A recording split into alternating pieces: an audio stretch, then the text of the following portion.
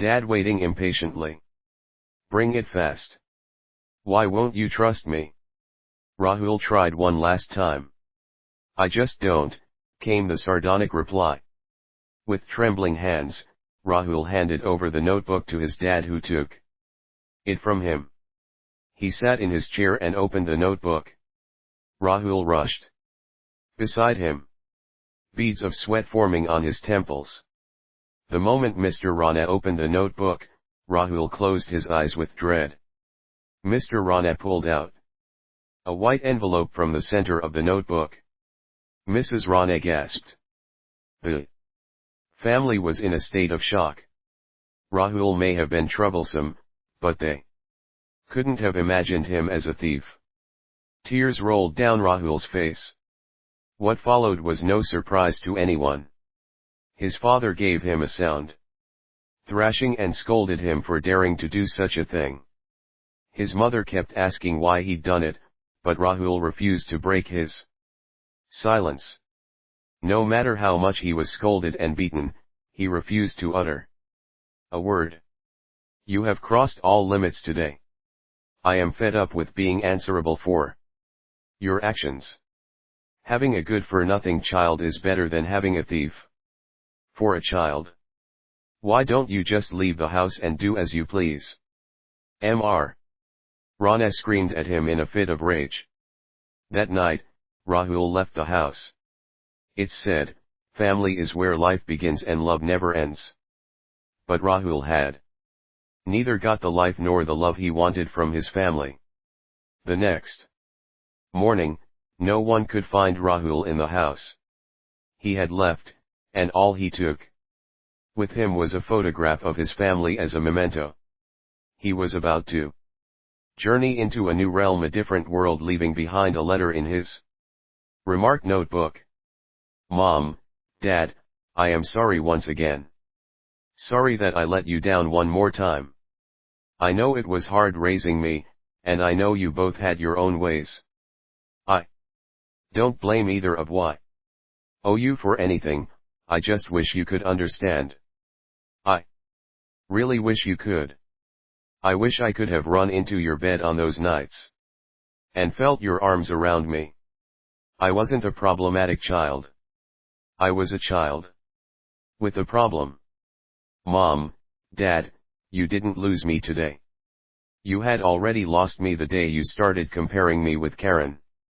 Dad, I wish I could tell you the reason behind me taking such a big step. I know you want an answer, but I just can't give you one because I know you won't understand. I know I was wrong, but weren't you also wrong? Somewhere. Just ask yourself why this actually happened, and the answer will be right in front of your eyes.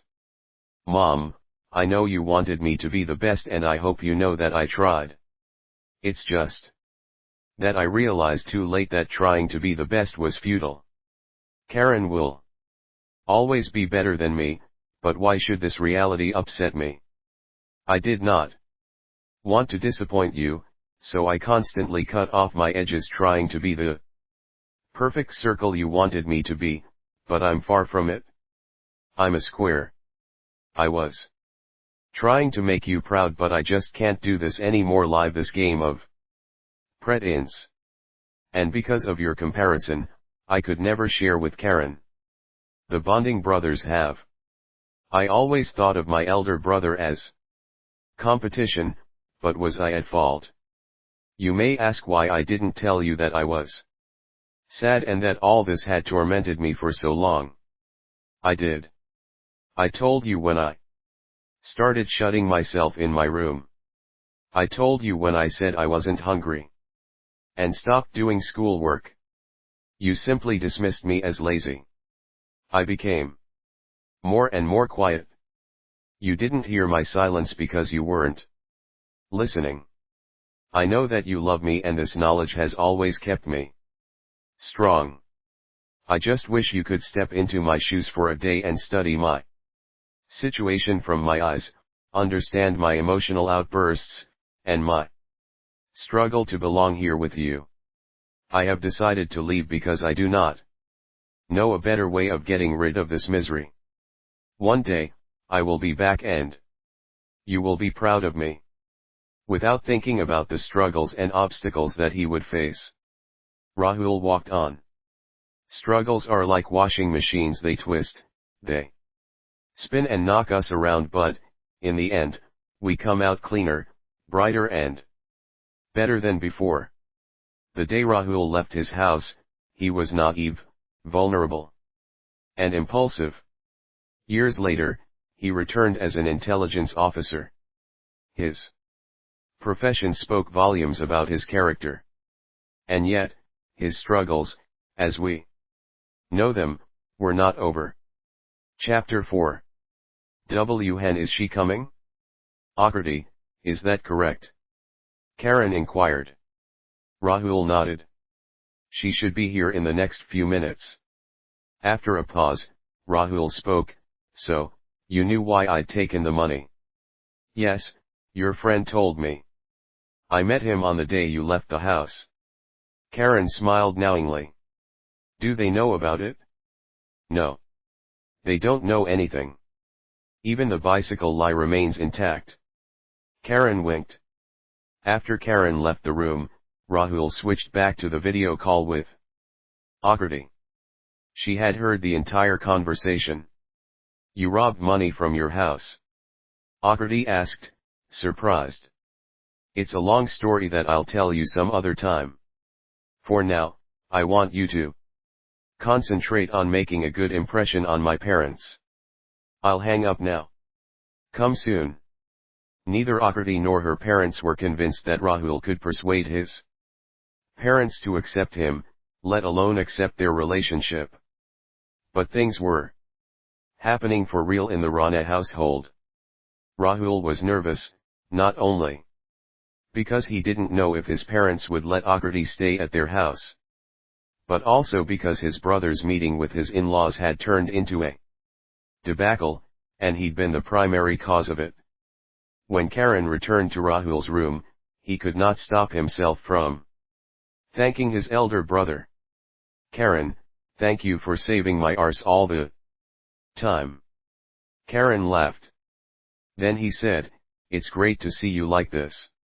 The INA is a prestigious organization. I am really proud of what you have become. Rahul was touched by his words. I want to know the details of what happened after you ran away. How did you go about your life? Asked Karen. I will tell you the complete story someday. I remember that the initial days were really frightening, Rahul replied softly. And what happened to the girl you were romancing in the park? Karen teased. That was merely a childhood infatuation, Rahul laughed. Karen joined him. Once their laughter had subsided, Karen went and sat next to Rahul. He put an arm around Rahul's shoulder and said, some stories of our childhood are best forgotten. Rahul nodded. The doorbell rang and Mrs. Rana opened the door. On seeing Akriti, she smiled nervously. Hello Auntie, Akriti greeted Rahul's mother. Once everyone was seated in the living room, Mr. Rana broke the silence. I heard the two of you intend to get married. Akriti blushed. If that's what Rahul has told you, uncle. Do you know love marriages are against our family principles? I feel it is all right to replace old principles with newer ones in order to accommodate changing times. Akriti was swift in responding. Her bluntness disturbed Mr. Rana. How many years have you known each other? Mrs. Rana inquired, trying to avoid any heated arguments that she knew were par for the course in her family. Mr. Rana interrupted her, your parents are okay with you seeing each other? Yes, uncle, they've known about us for a long time. They are in favor of our marriage and want us to get married soon. As a matter of fact, they are only waiting for your approval. These days parents pretend to be as ignorant as their children, Mr. Rana pointed out to Mrs. Rana, who was glancing at him nervously. Akriti switched the position of her legs in discomfort.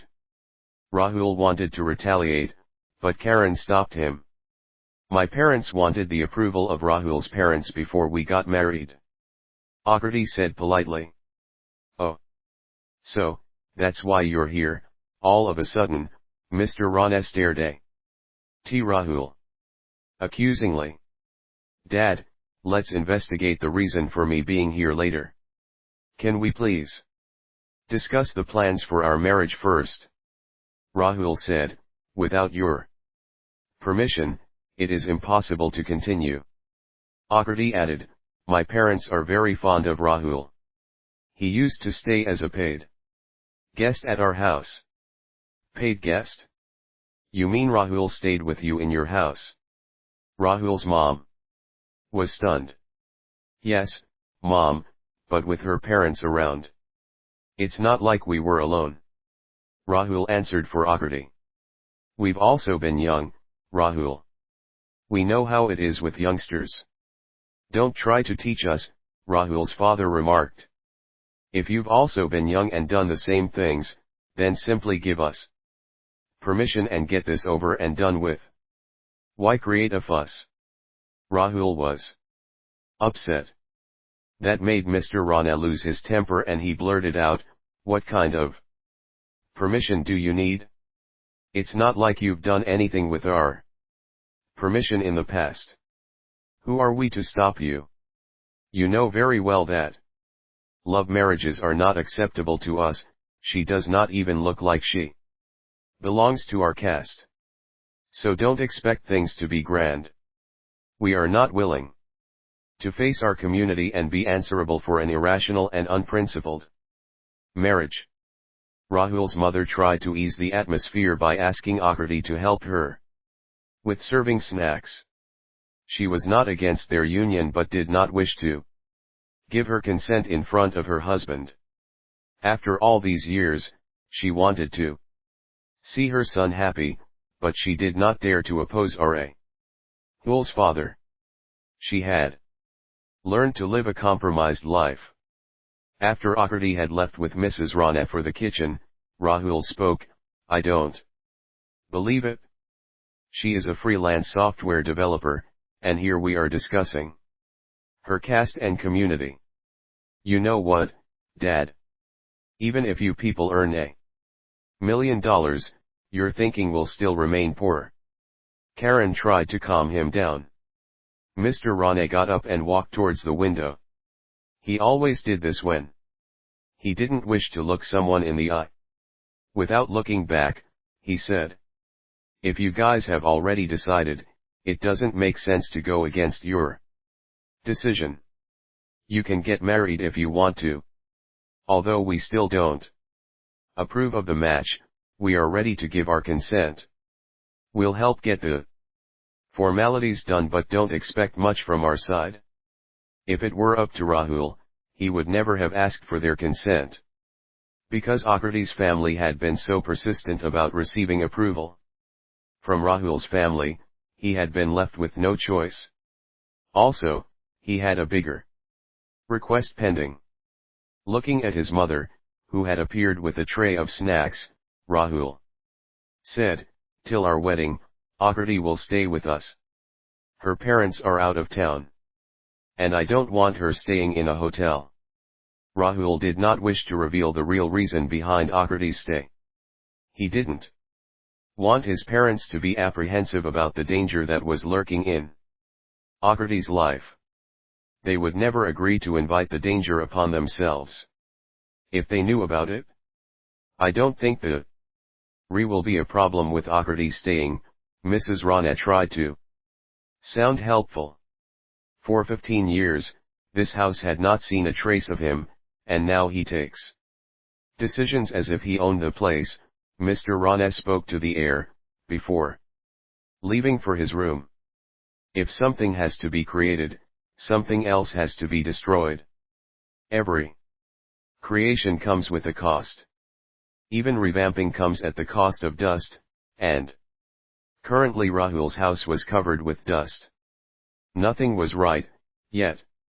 Everything had the facade of being so, no one was absolutely right, yet everyone was right from their own perspective. Everyone had their own explanations to give, their own stories to offer.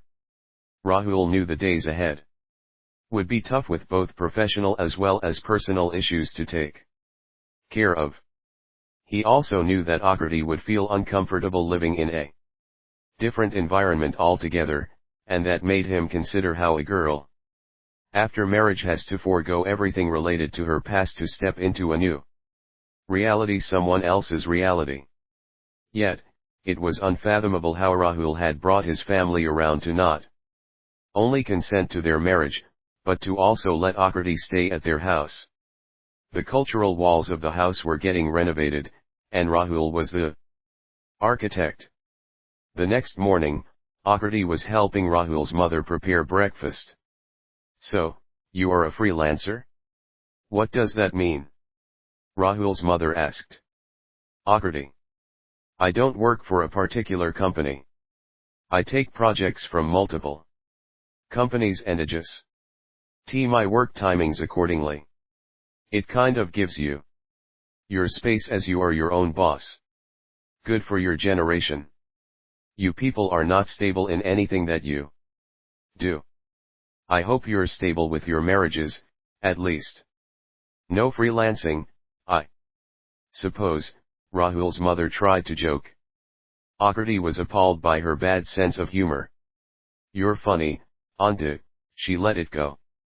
"You can call me Mom," Rahul's mother smiled and patted Akriti's back. "Sure. But anyhow, I won't be hearing that a lot from you, since you and Rahul will leave as soon as you get married. I wouldn't even know how to stay in touch," she frowned. "Don't worry, Mom. I will call you regularly even if Rahul doesn't." "We'll see," Mrs. Rana concluded with distrust. It was hard trying to adjust to Rahul's family.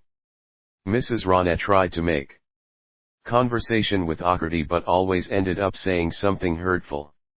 Mr. Rana, on the other hand, didn't acknowledge Akriti's existence. Akriti did not wish to bother Rahul with her feelings of discomfort because she knew he felt as out of place as she did, if not more so. Rahul had returned to his family after 15 years, and a lot of things had altered since then. Except for traditions. Cruel and ugly traditions. So, Akriti tried, as hard as she could, to blend in with the family of her fiancé. Rahul had been right about his family. They weren't easy people. Rahul stayed away from his family, but it didn't mean he hated them. He still loved them, but his loyalty was questioned. Even after returning, he was looked down upon. Not all scars show, not all wounds heal. Breakfast was served. Karan was in a hurry to leave for work, so he declined to eat. Mr. Rana and Rahul were seated at the table. "The food looks delicious. Did you make it? Why don't you join us for breakfast?" Rahul asked Akriti. "I made it. And you didn't care to ask me to join you for breakfast?" Rahul's mother replied sharply. "The food is great, Mom. I suggest you both join us for breakfast." Rahul tried to please her. "No, we'd rather wait on you," Mrs. Rana was upset. "I wanted to tell you people not to wait for us at dinner. Akriti and I are going out and might be late," Rahul informed them. "We've had dinner for a decade without you," Mr. Rana always knew what to say. "Can I ask you something?" Akriti said, seated in the passenger seat of a car they had hired from Zoom Car Services. Rahul was driving on Mathuran road, enjoying the fresh breeze. Akriti was holding his hand over the gear lever. He nodded and Akriti continued, "Why did you steal money when you were a kid?"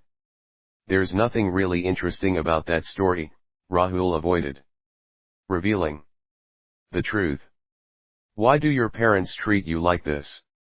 I mean, they behave well with Karen, but with you, they're almost always blunt. Do you also think so? Maybe it's because I am adopted, Rahul laughed. Shut up. I am serious, Akriti glared at him. They want everyone to behave the way they like them to. Follow their standards, obey their rules. I happen to have a different ideology and they cannot swallow that. I love them, there's no doubt about that in my heart. But that does not give them the right to humiliate me. My only problem is, if they seek respect, so do I. How difficult is that for them to understand?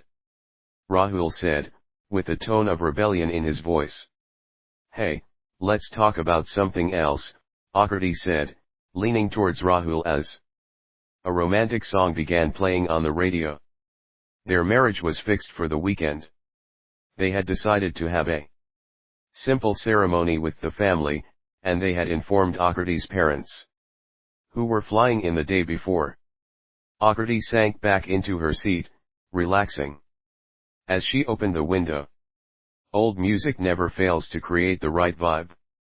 She smiled. Her silky hair blew delicately in the breeze, her eyes closed and a tiny smile played on her lips. The last couple of days had been stressful for both of them. Rahul was happy they decided to go for a drive. How about a kiss right here in the middle of the road? Rahul took his hand off the gear lever and rubbed it over her thighs. She was looking stunning in the outfit she wore, a knee-length dress which had risen, revealing her skin, as she sat. I think you should concentrate on your driving, Akriti teased. I am very hungry, she added. I am hungry as well. Allow me to eat you right here, Rahul said, shifting his face towards Akriti. A burger is a better option, she said, pointing at the food mall sign she'd spotted a few meters away. That's unfair. Should we book a hotel room and stay there overnight to make up for the loss of a kiss? Rahul suggested playfully. No, Rahul, Akriti replied with a smile, as Rahul halted the car on the side of the road. Eventually settling for one peck on her cheek, he got out to buy a burger for her. At least, park the car inside. There are no cars parked here. I'll quickly get you a burger. Till then, think about my plan, Rahul winked and walked away. Akriti checked the notifications on her phone before closing her eyes to take a nap. Rahul appeared a few minutes later carrying 2 burgers and a pack of fries. He walked towards the car parked on the other side of the road, hoping Akriti would at least consider his plan of spending the night in a hotel. He knew she wouldn't, and he smiled, thinking about how stubborn she could sometimes be. He opened the door to the driver's seat. The window on the passenger's side was still open, allowing the cool breeze to waft into the car. But there was no sign of Akriti. Rahul was numb and couldn't comprehend what had happened. In the blink of an eye, he searched for Akriti all over the place but was unable to find her. Even the passers-by claimed they had not noticed anything unusual. What had started as a romantic road trip had ended up becoming a terrifying nightmare. Rahul had stepped out of the vehicle to buy food for Akriti only to return to an empty car. Were the same people who tried to enter her house responsible for this act, or was it someone Rahul didn't know about? Too many questions popped up in Rahul's head. Everything seemed to be in a maze. Only one thing was clear: his fiancée was missing. Chapter 5. Everything was lost in that brief moment. Rahul was sure he had not taken that long to return, but here he was, looking at an empty car, registering the absence of his girlfriend. Rahul had searched the entire area including the food mall, hoping to find Akriti, but in vain. Who'd taken her was no mystery to him. They must have been the same people who'd attacked her. How's the other day, the people who he suspected were on a bigger mission. That somehow involved Akriti. What appalled him was his carelessness, his decision to leave Akriti alone in the car. He was an intelligence officer. How could he have made a mistake? He was accountable to Director Rajiv Jain for Akriti's safety, and he had failed miserably to perform his duty. He felt someone tap his shoulder and turned to look around, praying it was Akriti. It wasn't. It was Rashi, the girl who'd come to see Karan he day before. Rahul was unable to understand her presence in the current scenario. What are you doing here? Rahul asked her. I am here to help you, Rashi announced. Pardon? Rahul was confused. You heard it right. I am here for you. I work with the Research and Analysis Network, RAN, and I am here on a mission. Do you know what you're saying? I am in no mood to take a joke. Can we just take a seat inside so that I can clear things? Rahul couldn't understand what was happening. A minute ago, his girlfriend had disappeared into thin air, and now another girl whom he'd only met recently, in completely different circumstances, was telling him she worked with Ran. Rashi, without taking it further, showed him her identity card. I didn't know you were Karan's brother. I had researched everything about you and Akriti, but somehow I skipped that, probably because you had no connection with your past life. When I saw you at Karan's house, I was surprised.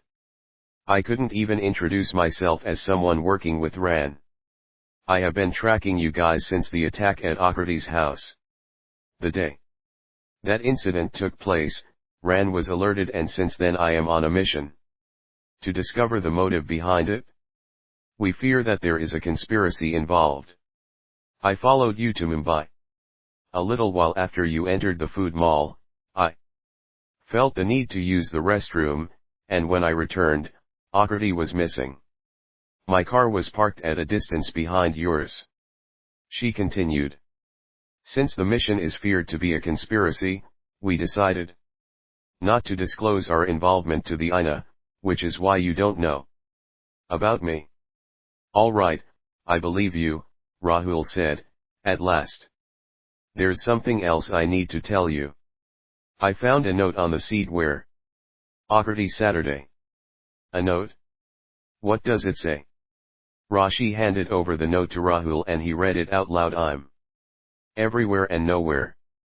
I own nothing and everything. Karma will return to you. I'm your past and I'm here to make you pay. What does this mean? Rahul flipped it over to see if anything else was written, but apart from that ridiculous riddle, it said nothing. What is it about your past that makes the person write this? Was there someone before Akriti came into your life? I have no idea what this is all about. Do as I say. First, inform your family that you will be late, and second, ask your friend who is waiting at the hotel to trace her location.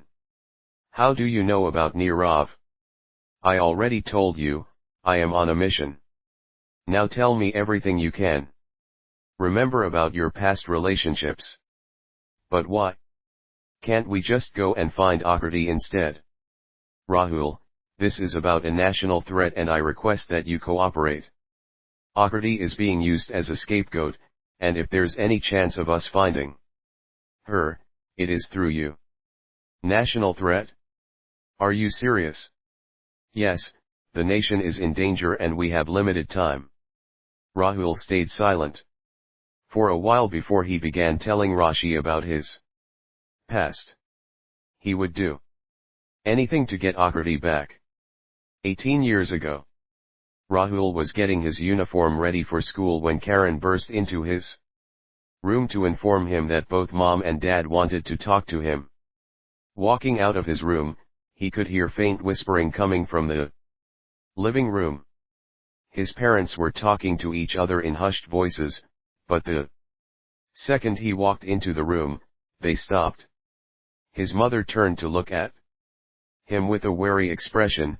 His father, on the other hand, looked like he wished to discuss business. His expressions were always indecipherable. "Come, sit down," his father told him in a gentle but firm voice. His mother looked a little embarrassed. "What happened, Dad? What's the matter?" Rahul asked, eager but also afraid to know the truth. Dad had some work on his laptop but his CD was not getting detected. Rahul's mother said. So she signaled Mr. Rana to speak and he did, so I decided to use your desktop and the CD worked. However, before I could complete my work, I found something in your recycle bin. Mr. Rana continued. It was a clip. An HD clip, Rahul's mother emphasized. Holy shit. How could I forget to delete the clip from the recycle bin? Fuck. He must have seen the porn clip for sure. More than 20 GB. Carefully hidden in the hard disk, but one deleted clip screwed up everything. When I tracked the path of that file, it led me to a hidden folder. The folder was full of dirty films, his father said gravely. Porn, Rahul thought. Why was it so difficult to call it porn? Nevertheless, he was angry with himself for not making the videos less accessible. Now he was answerable to his parents, who, by the way, were always looking for reasons to needle him. Well, Karen has an entire hard disk dedicated to such videos. Lecture him. First. I'd very much like it if the two of you compared us in these matters. 2. Rahul said, unable to come up with a way to defend himself. This is serious, Rahul. We understand that you are growing up and, at your age, boys are curious. Still, we do not encourage this behavior. I don't wish to see this kind of thing happening in the future. Otherwise, your desktop will no longer remain yours, his father told him. At least then the child will open his books, his mother frowned. Rahul did not say anything in return. He simply went to his room, donned his school uniform and left for school. On his way to school, he saw a girl on a ladybird bicycle entering the school opposite his. With olive skin and honey-colored eyes and hair the shade of chestnut brown, she was the prettiest girl he'd ever laid eyes on. He waited till she had entered, and then he pedaled his bicycle with a crimson face towards the parking lot. Her face, still so novel, flashed in front of his eyes until he met Sandy. You look quite happy today. It's not Friday yet. I know. I just saw such a beautiful girl you would be mesmerized. I watched her enter her OL gate. She was so innocent, yet so ravishing. I couldn't help imagining myself with her. Is that so? What level did your imagination reach? Sandy asked. Riding bicycles together, holding hands while walking on silent roads. And nothing. Then all of a sudden, I remembered my dad seeing the porn clip on my computer, Rahul declared dejectedly. What, your dad still watches porn? And that too on your computer? No, idiot. That would have been fine by me. Instead, he accidentally saw the porn clip I had deleted after watching but had forgotten to erase from the recycle bin. Sandy could not stop laughing.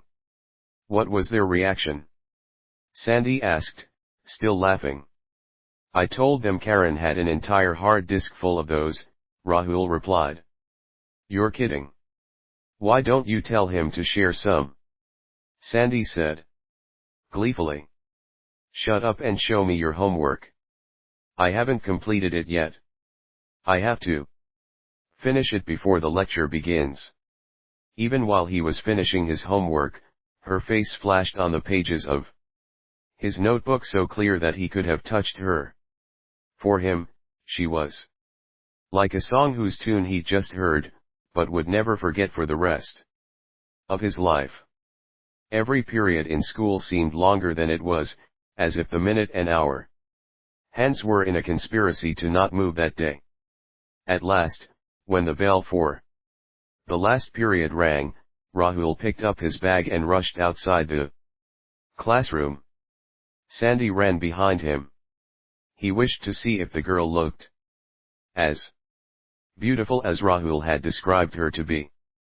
Are you sure you'll be able to recognize her? Since her school must have also just gotten out, it will be difficult to spot her in the crowd of students leaving for their homes. Sandy showed concern. Don't worry. I can locate her in a crowd larger than this. Both of them ran outside their school building. Rahul stood in the exact place from where he'd seen her that morning. He anxiously waited for the girl to appear. An hour passed but there was no sign of her. That must be her. Look, she is so hot, Sandy exclaimed. Stop eyeing girls, dumbass, and let me concentrate. Rahul kept glancing in every direction in the hope of finding her somewhere in the crowd. You could have been Albert Einstein if only you concentrated as much on your studies, Sandy exclaimed. Stop trying to sound like my parents, Rahul berated him. No, I'd never be like your parents. I'd never ask you to delete porn. Sandy laughed. Why isn't she coming out? Rahul was growing impatient. Because she sensed a moron was following her and left early, Sandy teased. Are you trying to call me a moron? Rahul looked angrily at him. I am not trying. I just called you one, Sandy laughed again. If we were anywhere else, I would have beaten the shit out of you. Rahul told him. Exactly. That's what I have been suggesting. We should be somewhere else instead of waiting here for your imaginary beauty, Sandy replied. They waited for another 40 minutes but she was nowhere to be seen. Let's go, Rahul. She must have left school early, Sandy declared. Exasperated, Rahul finally gave up and pedaled homeward with a long face. He kept thinking about her, wondering why she hadn't been in the crowd of leaving students. Could she have bunked classes to hang out with her friends? Had she fallen ill and left for home early? He worried about the latter. The next day, he followed his ritual and waited for her outside school but to no avail. He'd waited for so long that he'd arrived late for his first class. But this time, the teacher let him go without a remark for being late. Rahul decided that things were looking positive and he would somehow get to see her that day. Any success? Sandy asked out of both concern and curiosity. Nothing yet. But I am confident I'll get to see her today, Rahul answered. On his desk, he was scribbling his favorite romantic song. After school ended, Rahul was back in his spot with a look of confidence in his eyes. Sandy preferred watching Sachin bat on the Wankhede pitch rather than accompanying his dreamy friend on a hopeless expedition. This time, Rahul didn't have to wait long to see her. There she was on her ladybird bicycle coming out of the school gate. He quickly pedaled his bicycle to follow her. Moving behind her, he watched her hair fly from the sides that had escaped her ponytail. She halted her bicycle next to a stationery shop. And Rahul followed suit. Parking his bicycle right next to hers, he walked inside the shop. Can I get a Parker pen? The red one, she asked one of the attendants. After the attendant had handed the pen to her, she began arguing over the prices of files and notebooks. This was the first time that Rahul had heard her speak. Her voice was as sweet as sugar, her pauses punctuating her breaths. I am captivated by your voice, it's taking me to places I could have hardly imagined. It's not just your words but the beauty within that captivates me. He was so lost in that moment that he did not notice her leave. It was only when the attendant spoke to him that Rahul realized she'd gone. Do you want something? He said, raising his eyebrows. He first looked at Rahul and then in the direction where the girl had headed. Nothing. Thank you. The attendant shook his head scornfully as Rahul left in haste. Rahul slowly caught up with the girl, and when the signal turned red, their bikes stopped next to each other. Rahul looked at her from the corner of his eye, too afraid to talk to her. He'd been following her all this time but she pretended to take no notice. She looked straight ahead, impatient for the signal to turn green. He frowned at his inability to make the first move. It wasn't until the signal went green that she turned to look at him and smiled for a brief moment, before disappearing in the chaos of the vehicles. He wished she could have stayed longer, not sure if he would see her again soon. There was every reason to blame the Mumbai traffic. Chapter 6. Love is as peaceful as it is chaotic. Peaceful because it lends you a placid look in your eyes, as you scroll through romantic tunes resonating with your heartbeats. Chaotic because despite your calm disposition, thoughts are racing in your head, thoughts that rid you of your sleep, thoughts that cause you to daydream. Rahul was happy because this was the closest to love he'd ever been. Have you topped a class test? Why are you dancing like crazy? Rahul's mother inquired. I just feel light today. As if I am free from the worries of the world. You only get one life, Mom. You should live it and you should love it. I have decided to explore the beauty of my life. Fall in it, swim in it and float in it. My English teacher was right, we should value relationships. I value you, Mom, I value Dad, and I value Karen and everyone else. I value my schoolmates and Eve. And those who study in the school opposite to mine. We should love everyone. Isn't that true, Mom? Rahul was blabbering dreamily. Yes, as of now, go and love your history book. You have a school test tomorrow, his mother replied sharply. Poor woman, he thought, she does not understand love. Rahul couldn't stop thinking about her. He dreamed that she whispered in his ear and told him that she loved him. It felt so real that he thought he could hear her speak. Every day, he'd wait for her before school, and then follow her after school. Till they reached the traffic signal, where the two headed in different directions. He did not follow her to her house. He kept waiting for her to turn and look at him and smile like she had done before, but she never did. He was too afraid to speak to her and this worried him. With time, it made him sad because he could not picture his love story moving any further than this. Sitting in his room, he would gaze at the ceiling, lost in thought. Oh, how he prayed she'd acknowledge him, at least once. Falling for her taught him how to value someone's presence, but he had no clue how to deal with someone's absence.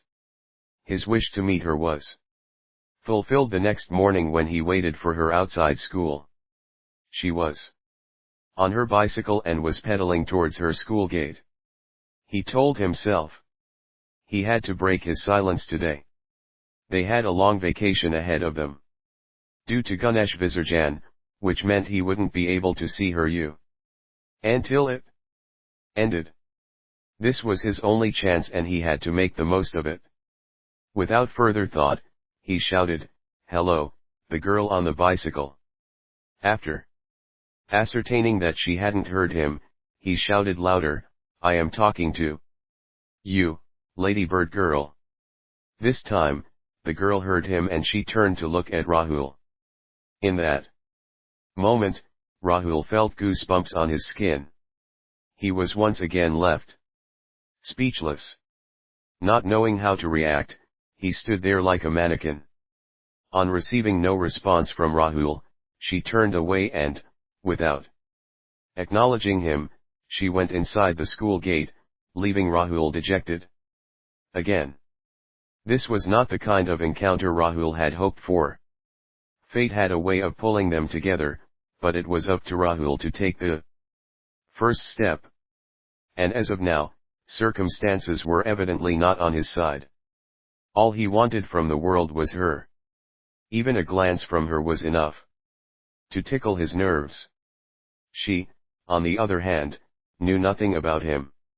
She wasn't even aware of the existence of her lover who would go to the world's end to do anything that made her happy. They say drowning is bad. But he wanted to drown in her love. He wanted to swim in the deepest parts of her soul and be pulled in. He wanted the currents to take him to places close to her heart, so he could feel her heartbeats around him. Love has made me a poet, Rahul thought. He could think about her all day long. Sometimes, she entertained his dreams.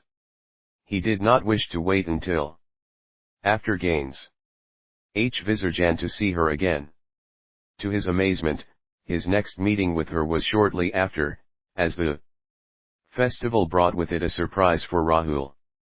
Students from every school, who were good at extracurricular activities, were selected to volunteer for an environmental awareness event. Rahul was one of them. Miraculously for Rahul, his dream girl stood there, as a part of the rally, holding a placard for pollution control, along with all the other students. Rahul, who'd been mentally absent until then, jumped up in delight.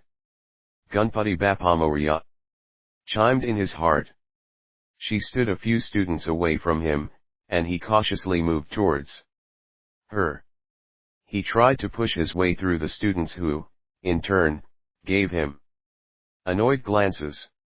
He did not care in the least, and soon he was standing a few inches from her. He stood silently, not knowing what to say. He saw her glancing towards him a couple of times and wondered if she recognized him from the other day when he'd called out to her. "Hi.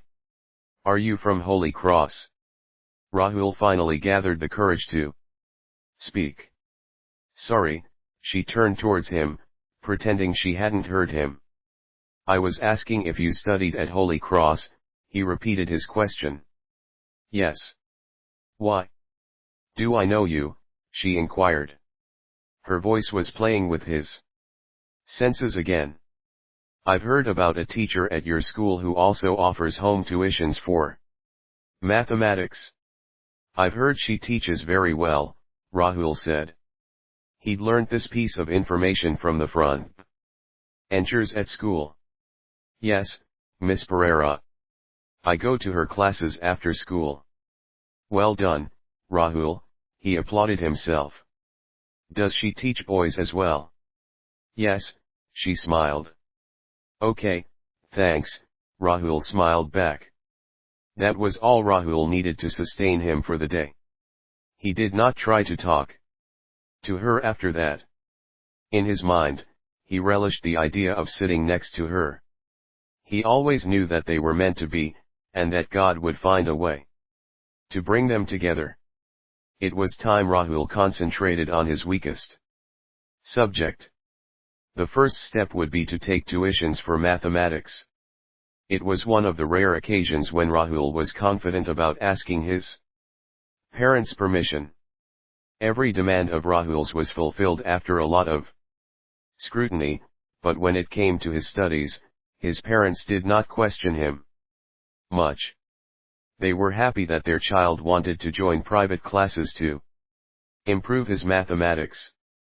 They happily handed over the fees to him, which he paid the next morning itself due to a free day at school. Miss Pereira asked him to attend the afternoon session and, for obvious reasons, he looked forward to attending it. After having lunch at his house, he prepared to leave for class. Surprises were a part of Rahul's life, he was always ready for them. He got a big surprise when he reached the society complex where Miss Pereira taught. It turned out that Sandy also attended the same classes, and the moment they saw each other, Rahul kicked him on his calf. "What are you doing here?" Rahul inquired. "What are you doing here?" Sandy asked, surprised to see Rahul. "My girl, she studies here." "Here? At Miss Pereira's tuitions?" "Yes, and you never bothered to tell me that you attended tuitions here or about the girl. I love taking these classes with you," Rahul said, annoyed. "Wow. You want me to tell you about a girl although you haven't told me her name, her class, or anything else. All you knew was her school, and in this class, there are so many students from Holy Cross. How on earth was I supposed to know that your dream girl studied here?" "All right, sorry. Let's go." Rahul indicated that they should go upstairs. "What's her name?" Sandy asked. "I don't know." "What? Then how did you get to know she studied here?" Sandy was curious. Long story, Rahul dismissed Sandy's curiosity. Rahul located his girl sitting on the second to last bench. The class had just begun. Both Rahul and Sandy sat on the last bench, which surprisingly was vacant.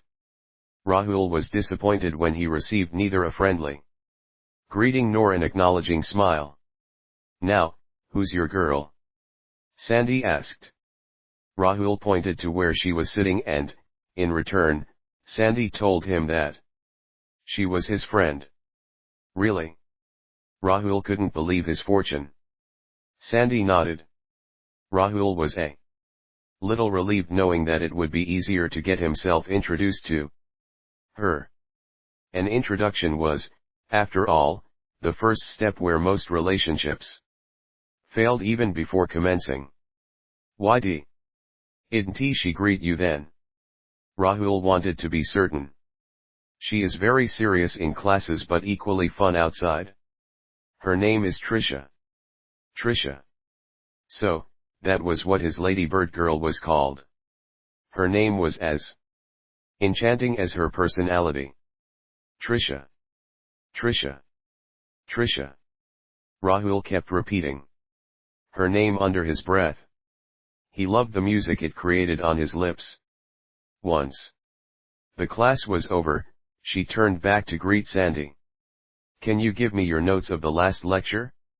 I couldn't attend the class for some personal reason," she asked Sandy. "Sure.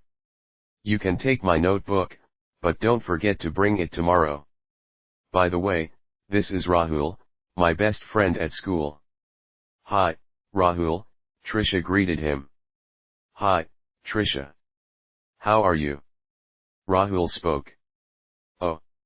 So you already know my name? Very nifty, I must say," Trisha teased. Rahul smiled shyly in response. Perhaps he should have considered asking her name. Sandy said, "Rahul told me you guys have met before." "Yes," Trisha replied, "on the day of Ganesh Visarjan." The classroom was silent, except for them. Sandy looked around to realize that everyone else had left and Miss Pereira was waiting for them to leave. "Sorry, miss, we were just leaving," Sandy apologized, and the three of them hurried outside. Once outside the complex, Sandy invited Trisha to join them for a quick round of pani puri. "Not today. I have a lot of pending homework. You guys continue without me." Trisha was about to leave when Rahul stopped her. "Oh, come on. Just 10 minutes won't do any harm." "Sorry, Rahul, I am quite particular about my homework." "And he is particular about you," Sandy said softly. "What?" "Nothing. Let's catch up tomorrow, Rahul finally spoke. Sure, Trisha smiled and left. Rahul kicked Sandy in the calf once again, although he was more than grateful to his friend for introducing him to Trisha. Trisha agreed to a round of Pani Puri the next day, and Rahul said it was his treat. Rahul hardly tasted the Pani Puri as his concentration was exclusively on her. She was a beautiful distraction, and he couldn't believe his luck. Thank you for the treat, Rahul. You are really sweet. Every word from Trisha was like a reward for Rahul. After their little adventure, Rahul kept gazing at Trisha as she walked away. He was happy that they had exchanged their landline numbers. Her style of walking with swift steps, so that her hair swirled as she walked, was insanely beautiful. She was everything he had ever wanted in a girl. Keep going, Bia. You are bound to get her, one day. I, too, loved a girl when I was your age, said the loquacious Pani Puri vendor. Did you get her to love you? Rahul asked, putting another Pani Puri in his mouth. No, she got me beaten up by her brothers, he laughed. Rahul stopped, smiling. Unlike the Pani Puri vendor's love story, Rahul was not beaten by any of Trisha's brothers. Instead, his meetings with Trisha increased with time.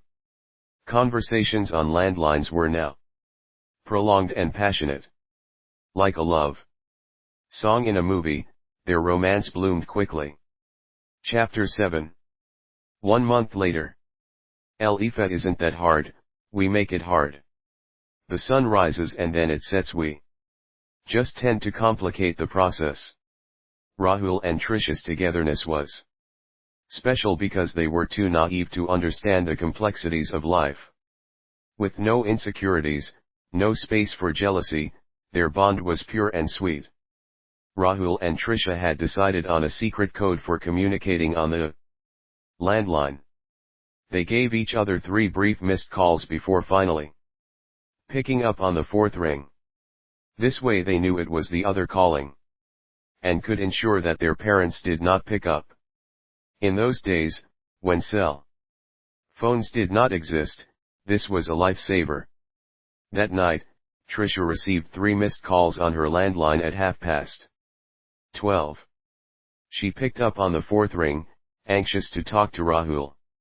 No matter how often they spoke to each other, their conversations never seemed enough to them. Hello. Rahul spoke on the other end, cautiously waiting to confirm it was Trisha. Have you looked at the time? My parents could have woken up from the noise of the phone ringing. Thank God, it's you. I was reluctant to call at this hour, but I had something important to tell you, Rahul said. Which is? Trisha asked softly, afraid to wake up her parents.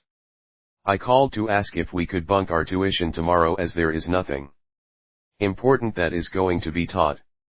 Miss Pereira will teach the basics of algebra, which you and I are both familiar with.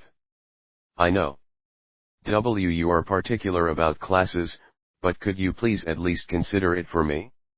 Tomorrow marks the completion of a month of us being friends, Rahul struggled with the word friends. Of course, I didn't realize we'd been friends for a month, Trisha said, emphasizing the word friends. Rahul stayed silent. He knew he'd have a reply to Trisha's remark. Tomorrow. So, where are we going? Trisha asked, breaking the silence. I don't have a place in mind.